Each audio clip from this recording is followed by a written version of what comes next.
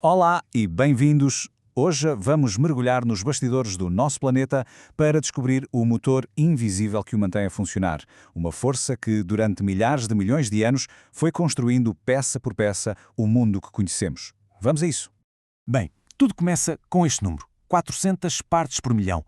À primeira vista pode não parecer grande coisa, pois não, mas este é o nível de dióxido de carbono na nossa atmosfera. Em 2013, pela primeira vez, passamos esta barreira, um limiar que a humanidade nunca, em toda a sua história, tinha cruzado. Portanto, isto é muito mais do que um número, é um alarme a tocar. E isto leva-nos à pergunta central de toda esta análise. Que equilíbrio é este tão antigo e, pelos vistos, tão delicado que nós estamos a perturbar de uma forma tão profunda? Para encontrar a resposta, temos de olhar para algo tão pequeno que é completamente invisível a olho nu. E aqui estão eles, os verdadeiros protagonistas desta história. Não são as baleias, nem as sequoias gigantes. São os micróbios, organismos que, ao longo de uma imensidão de tempo, esculpiram a nossa atmosfera, os nossos oceanos e até os nossos solos. E se há dúvidas sobre o poder destes seres, basta olhar para estes dados. O contraste é abismal. À esquerda, temos a Terra como seria sem vida. Um autêntico inferno tóxico, com uma atmosfera carregada de CO2 e temperaturas capazes de derreter chumbo. E à direita, o nosso mundo. A única diferença fundamental entre os dois cenários é a atividade biológica, liderada precisamente por estes micróbios. Eles, literalmente, terraformaram um planeta inteiro. Esta ideia de um planeta vivo que reage é a essência da hipótese de Gaia de James Lovelock. O que a teoria propõe é que a vida não é apenas uma passageira a bordo do planeta Terra. Ela é, de certa forma, o piloto. A vida e o planeta formam um único e vasto sistema que se autorregula para se manter estável. Um super-organismo. E esta imagem aqui ilustra na perfeição o quão antigo é este processo. À esquerda, vemos estromatólitos vivos, colónias de micróbios a trabalhar, hoje. Mas reparem na imagem da direita. Isto é um fóssil com 3.500 milhões de anos. Estamos a olhar para a obra dos engenheiros originais do nosso planeta. Então, como é que eles fizeram isto tudo? Como é que se constrói um mundo? Bem, usaram os planos da vida, os elementos essenciais. E vamos começar pelo mais formoso de todos, o carbono. Estes arquitetos trabalham através de uma coisa a que chamamos ciclos biogeoquímicos. Basicamente, são os sistemas de reciclagem do planeta, garantindo que os blocos de construção da vida são constantemente reutilizados e nunca se esgotam. É um sistema de uma eficiência absolutamente espantosa. Ora bem, o carbono está guardado em vários reservatórios. Como se pode ver, a esmagadora maioria está trancada na crosta terrestre. O que está na atmosfera é uma fração minúscula. A melhor analogia é pensar nisto assim. O reservatório da crosta é uma conta-poupança gigante e intocável, enquanto a atmosfera é a nossa pequena conta à ordem. É a conta que usamos todos os dias e, claro, por ser tão pequena, qualquer depósito ou levantamento inesperado causa um desequilíbrio imediato. E o ciclo em si tem um ritmo quase poético, como o bater de um coração. A fixação é o inspirar do planeta.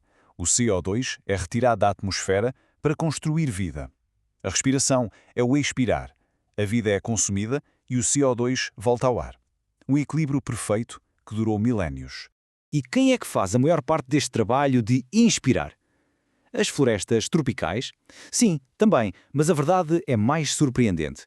Este número, 50%, representa a fatia da produção primária global que é feita por micro-organismos. Metade da base de toda a cadeia alimentar do planeta assenta no trabalho invisível deles. É simplesmente colossal. Mas o carbono é só o esqueleto. Para construir as verdadeiras máquinas de vida, as proteínas, o ADN, é preciso um segundo elemento. Vamos então passar ao plano do azoto.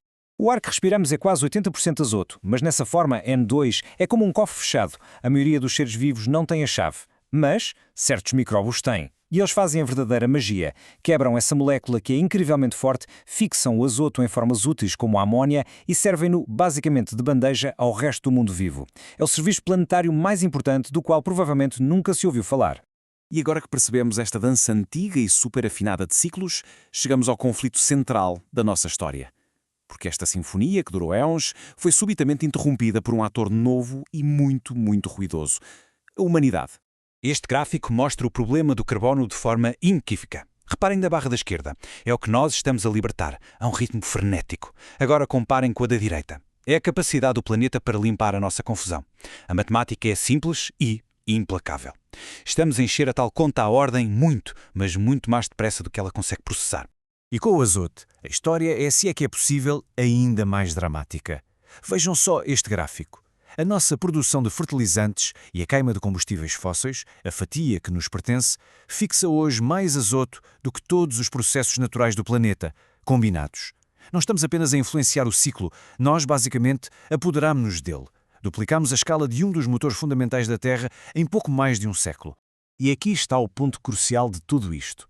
O problema não é só o que estamos a fazer, mas a velocidade e a escala.